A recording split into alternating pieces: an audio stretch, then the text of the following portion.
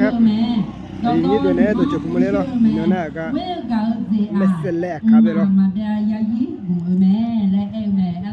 Di cepat misalnya, jumpa kalau lah cuci leje di mana loh, nona ka nang ngabe loh. Itu hujung ni siapa mah, nona ya terang loh. Semu biarlah mini loh. Ka ini ni siapa sih lewat ni siapa me holek ke di mana loh.ในยันน่าอยู่วันอาพุตามางามายากังโนวิกาเมนงามาชอบเที่ยวโนวิกาจีนตัวเพทาวงามาเด็กยันนี่อาดามินบุษาเนสนี่ล่ะก็ดูดูเนี่ยอินายังเราเพิ่งงามายังงาตัวต่อรูอาตอมเบลอาสังไอโกนี่อาดามินบุษาเนสเนสีเล่กันยาดูดูสบายสุดชั่วโมงว่าอาดานอสามาอินายญาเนงามาลาคาโซเซอายญามีเวตาจงเอนุสาดิโอเดมานั่งอันยังไม่ได้อาชดอยากถึงงานเราเดถึงไม่ได้ถึงมาโอ้เลยยังไงเนาะนะอาชดอยากถึงเมียเราถึงแค่แม่จือยกสุยกน้องเป็นเนี่ยขึ้นยืนยาวลงงั้นเดี๋ยวขอเชิญน้องทั้งสองคนยืนขึ้นครับแล้วก็ขยับมาข้างหน้าหน่อยครับขยับมาข้างหน้าหน่อยโอเคยืนแถวนี้ก็ได้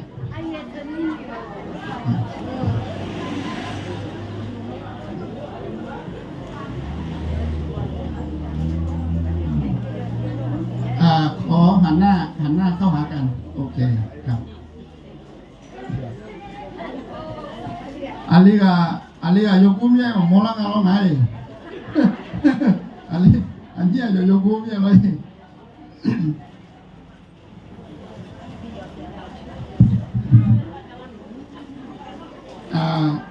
ก็พยายามใช้ภาษาไทยแล้วกันนะปกติผมจะใช้แต่ภาษาอาขาแต่วันนี้เพื่อเห็นแก่น้องผู้หญิงจะพยายามใช้ภาษาไทยนะฮะอากาศวันนี้ค่อนข้างดีแบบร้อน ดีแบบร้อนนะฮะจะพยายามใช้เวลาให้น้อยที่สุดนะครับก็ก่อนอื่นผมก็อยากจะขอบคุณพระเจ้าแล้วก็ขอนำความรักขององค์พระผู้เป็นเจ้าที่จะมาสถิตกับเราทั้งหลายนะครับผมไม่ทราบว่าน้องผู้หญิงเนี่ยเป็นพี่น้องคริสเตียนหรือเปล่าครับใช่ไหมฮะโอเคขอบคุณพระเจ้านะครับน้องผู้หญิงเนี่ยผมยังไม่เคยเจอนะครับครั้งแรกที่เจอวันนี้นะครับแต่น้องผู้ชายเนี่ยเคยเจอบ้างนะครับเพราะว่าเราอยู่ใกล้กันหมู่บ้านใกล้กันนะครับก่อนที่ผมจะประกอบพิธีนะครับอยากจะหนุนใจอยากจะมีคำชี้แนะให้กับน้องทั้งสองคนสั้นๆนะครับโดยอาศัยพระวจนะของพระเจ้านะครับเอาฝ่ายของสามีก่อนผู้ที่จะเป็นสามีนะครับมีผมเตรียมหน้าที่ไว้อยู่3อย่างนะครับน้องผู้ชายก็ฟังให้ดีนะครับอย่างน้อยสามีเนี่ยต้องมี3อย่างถ้าขาด3อย่างนี้ต้องพิจารณานะครับเพราะฉะนั้นในคำหนุนใจแล้วก็ในการให้โอวาทเนี่ยผมเขียนว่าอย่างนี้นะครับ3/4เนี่ย3ส่วนนี่คือของผู้ชาย4ส่วนนี่คือของผู้หญิงนะครับของผู้ชายมีอยู่3อย่างที่ไม่ควรลืม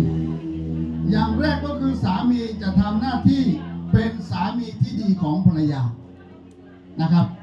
อย่าลืมที่จะทำหน้าที่สามีให้กับภรรยาของเราอย่างที่สองสามีจะทำหน้าที่ปกป้องภรรยาให้ดีนะครับใครจะว่าอะไรใครจะเป็นอะไรยังไงไม่รู้แต่เราในฐานะที่เป็นสามีเราต้องปกป้องน้องผู้หญิงนะครับน้องผู้หญิงอาจจะลำบากนิดหนึ่งเพราะว่า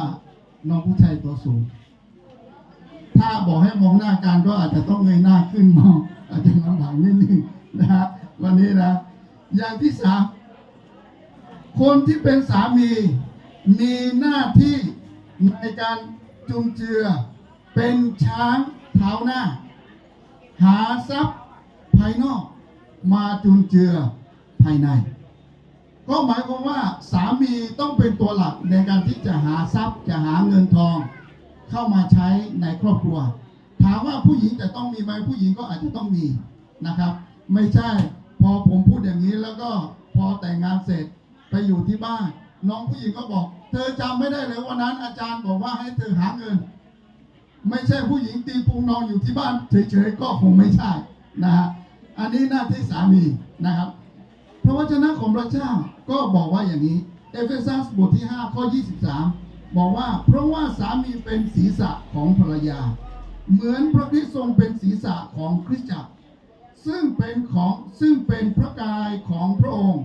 และพระองค์ทรงเป็นพระผู้ช่วยให้รอดของคริสตจักรบทที่5ข้อ25ถึง26ก็กล่าวว่าอย่างนี้นะครับฝ่ายสามีก็จงรักภรรยาของตนเหมือนอย่างที่พระคริสต์ทรงรักคริสตจักรและทรงประทานพระองค์เองเพื่อคริสตจักรเพื่อจะได้ทรงทำให้คริสตจักรบริสุทธิ์โดยการทรงชำระด้วยน้ำและพระวจนะเช่นนั้นแหละสามีจึงควรจะรักภรรยาของตนเหมือนกับรักกายของตนเองผู้ที่รักภรรยาของตนก็รักตนเองเพราะว่าไม่มีผู้ใดเกลียดชังเนื้อหนังของตนเองมีแต่เลี้ยงดูและทนุถนอมเหมือนพระคริสต์ทรงกระทำแก่คริสตจักรข้อสุดท้ายนะครับอันนี้จะมอบให้กับฝ่ายผู้ชายท่านทั้งหลายที่เป็นสามีก็เช่นกันจงอยู่กินกับภรรยาด้วยความเข้าใจในเธอจงให้เกียรติแก่ภรรยาเพราะเป็นเพศที่อ่อนแอกว่าและเพราะท่านทั้งสองได้รับชีวิตอันเป็นพระคุณเป็นมรดกเพื่อว่าคำอธิษฐานของท่านจะไม่มีอุปสรรค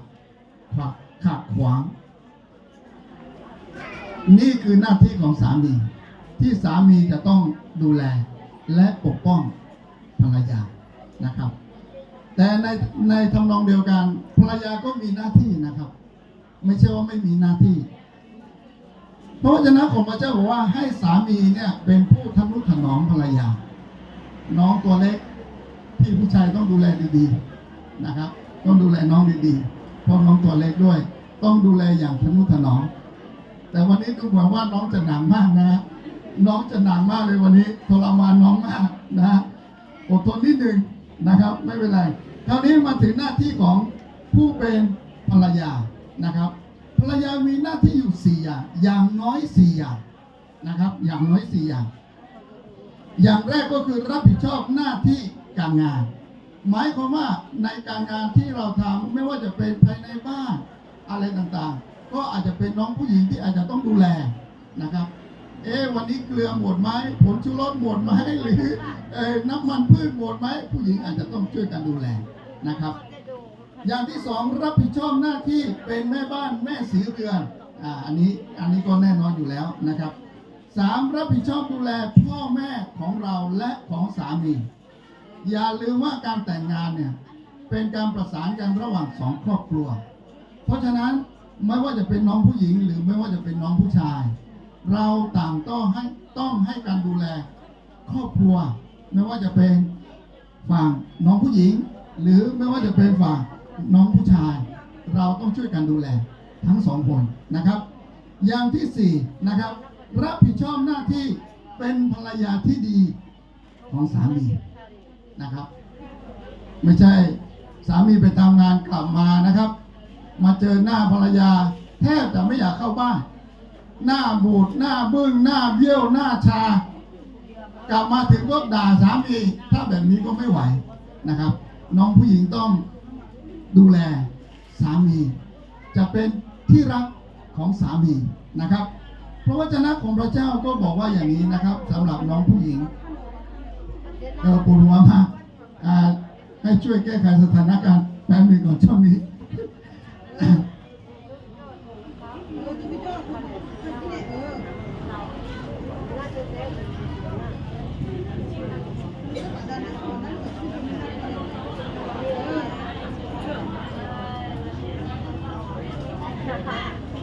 บาขึ้น2 ขีด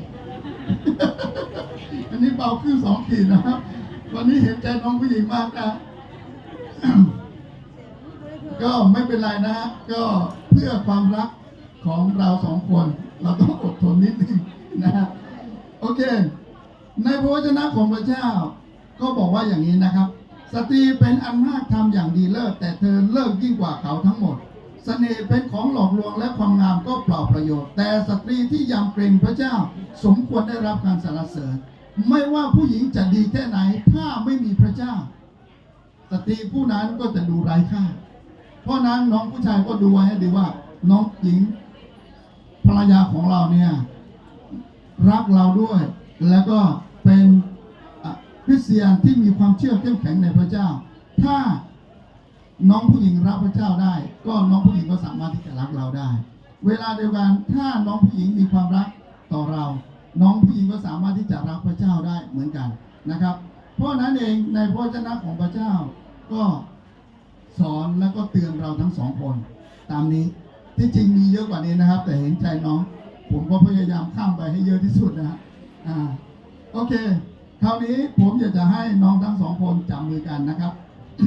จับมือกันไว้ดอกมาฝากไว้ที่พี่ก็ได้มา โอเคจับมือแล้วก็ให้มองหน้ากันนะครับน้องผู้หญิงอาจจะลำบากนิดนึงเวลามองหน้า น้องผู้ชายนะโอเค ท่านที่รักทั้งหลายเรามาชุมนุมกันนมัสการพระเจ้าในวันนี้เพื่อเป็นพยานแก่ชายและหญิงทั้ง2 คนในพิธีการตั้งครอบครัวใหม่พระเจ้าเป็นผู้ตั้งการสมรสอันมีระเบียบไว้สำหรับมนุษย์พระเยซูคริสต์ทรงอวยพรการสมรสและพระวิญญาณบริสุทธิ์ทรงนำในชีวิตสมรสการสมรสดังนั้นการประกอบพิธีมงคลสมรสหรือการตั้งครอบครัวใหม่เป็นพิธีอันศักดิ์สิทธิ์พระเยซูคริสต์ทรงตรัสว่าชายจึงละบิดามารดาของตนไปผูกพันอยู่กับภรรยาพระวจนะของพระเจ้าสอนว่าให้คู่สมรสทนุถนอมกันและกันนะครับอายุเนี่ยที่อายุที่อายุเว้ยแม่เนี่ยเผียวโง่ถึงน้ำมันชาเลง่ายชาเลง่ายล่ะและโหโจ้รออยู่เลยอย่าลืมมองหน้ากันทั้ง2 คนนะครับอย่าละสายตานะครับโอเคงั้นก่อนที่ผมจะทำพิธีนะครับเดี๋ยวผมจะอธิษฐานการก่อนนะครับเดี๋ยวเราที่โกร้อยที่โบซ่ามาเดที่มาเดให้เราร่วมใจอธิษฐานด้วยกันนะครับข้าแต่พระเจ้าผู้ทรงตั้งครอบครัวโปรดประทานความรักและทรงนำข้าพระองค์ทั้งหลายในพิธีสมรสนี้โปรดทรงนำทั้งฝ่ายชายและฝ่ายหญิงในการที่เขาจะสัญญาต่อองค์พระผู้เป็นเจ้าและต่อกันและการจนถึงมาเป็นผู้ที่มาเป็นพยานในครั้งนี้ด้วย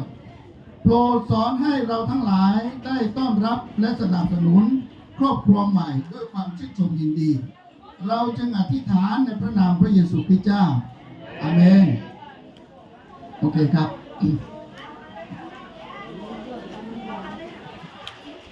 ให้เขาอ่ะแล้วก็อันใหญ่เนี่ยมันฝังไว้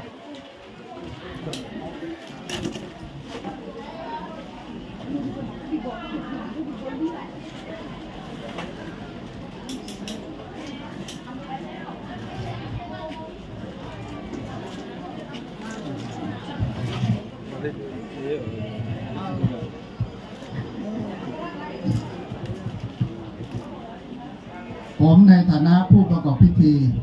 นะครับเวลานี้ผมอยากจะให้น้องทั้ง2 คนให้คำมั่นสัญญาต่อกันนะครับเดี๋ยวผมจะถามคำถามแล้วก็ให้ตอบ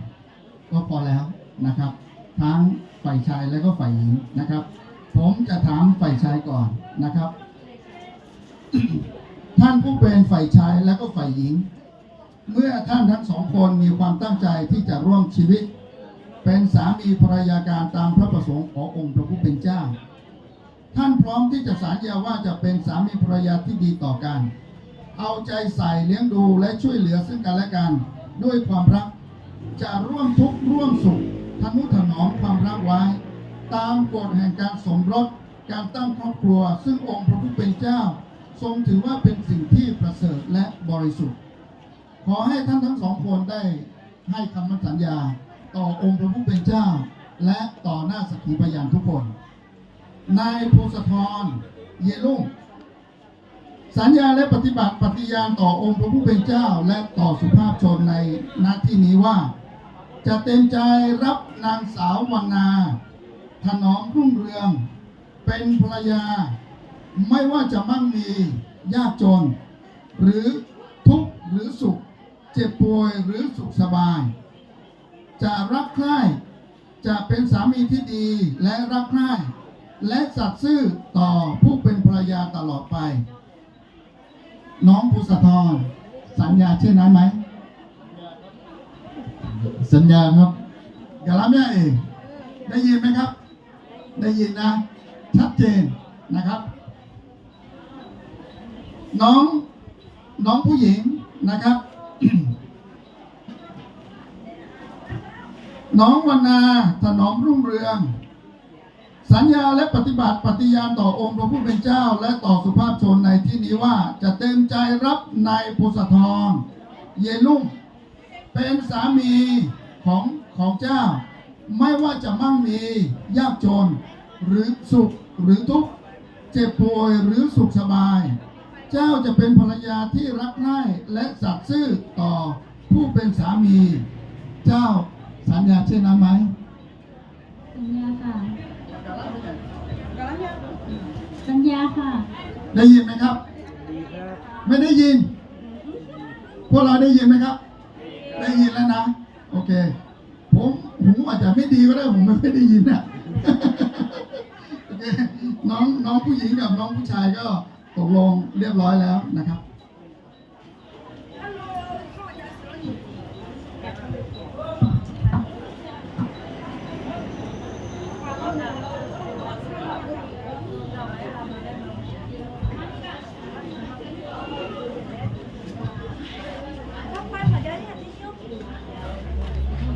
อีกนิดนึง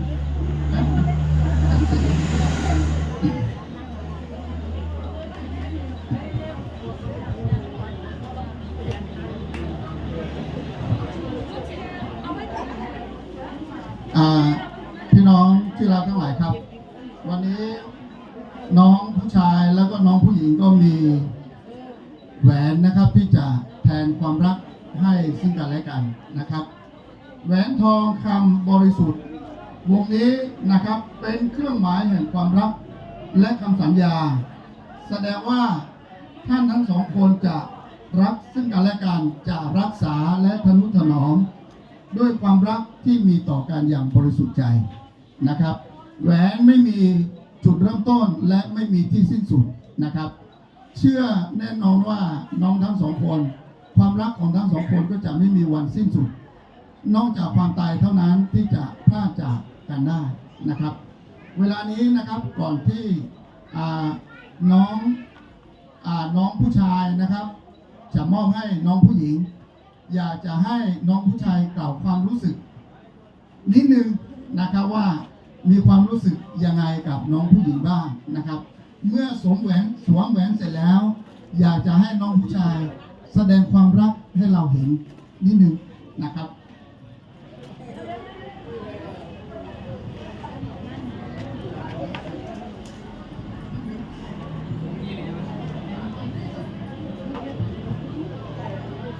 ผมก็สัญญาว่าจะรักและดูแลเธอตลอดไปครับโอเคครั้งนี้ขอแหวนให้น้องผู้หญิงด้วยครับ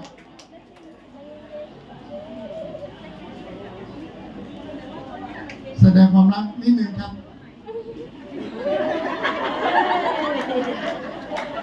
ยิ่งอันนี้เหรอเช็ดเหรออันนี้ยิ่งอย่าเชื่อยงเนี่ยครั้งนี้น้องผู้หญิงครับ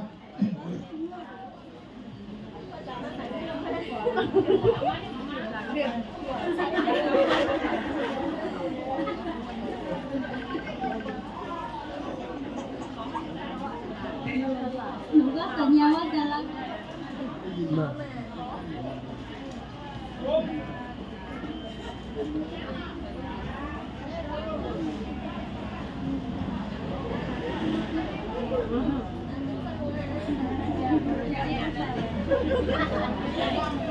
็สัญญาว่าจะรักและดูแลกันตลอดไปค่ะ yang ngelen ali ne pin ne yo la ya ni ne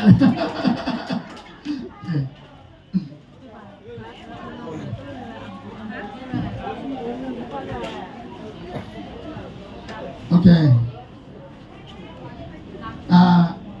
น้องผู้หญิงลืมอะไรหรือเปล่าโอเคขอบคุณพระเจ้านะครับทั้งสองคนก็สวมแหวนให้กันแล้วนะครับ เวลานี้ผมอยากจะให้น้องทั้งสองคนหันหน้าไปทางโน้นนะครับอยากให้คุกเข่าลงนะครับ คุกเข่าได้ไหม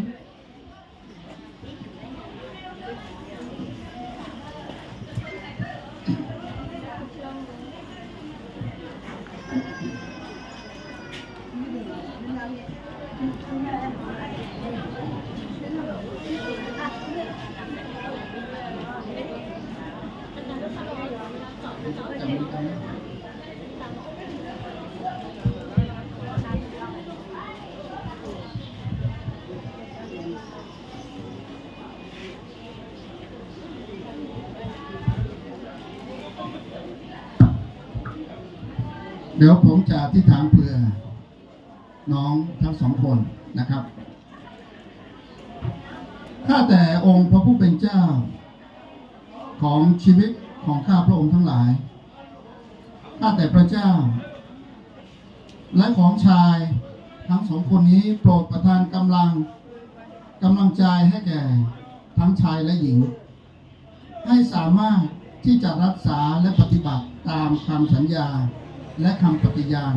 ได้อย่างครบบริบูรณ์โปรดผูกมัดเขาให้เป็น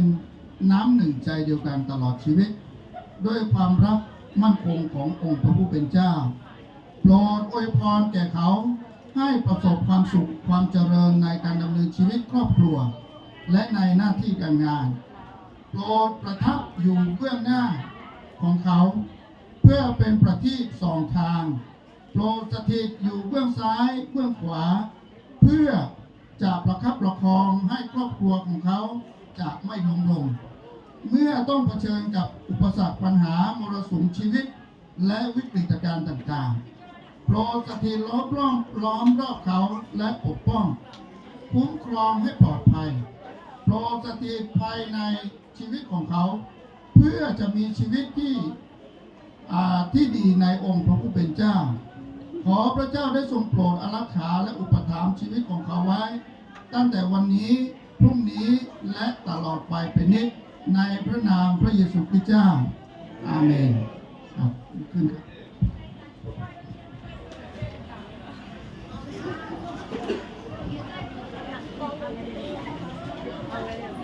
หันหน้าไปตรงนี้หันหน้าไปตรงนี้โอเค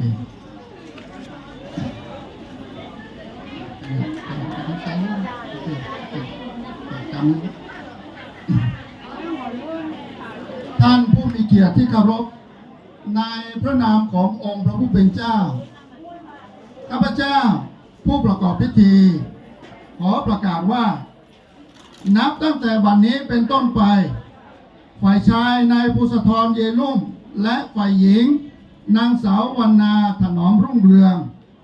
เป็นสามีภรรยากันถูกต้องตามขนบธรรมเนียมประเพณีของคริสเตียนตามบทบัญญัติขององค์พระผู้เป็นเจ้าแล้วฉะนั้นซึ่งพระเจ้าได้ทรงผูกพันกันไว้แล้วนั้นอย่าให้มนุษย์ทำให้พลาดจากกันเลย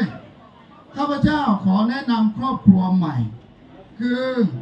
นายภูสธรเยลุ่มและนางสาววรรณาเยลุ่มขอเชิญที่ประชุมยืนขึ้นปรบมือแสดงความยินดีด้วยกันนะครับถือว่าลงทุนในหลักความแต่มาอยู่ข้าไอ้เราเองโอเคขอบคุณมากครับ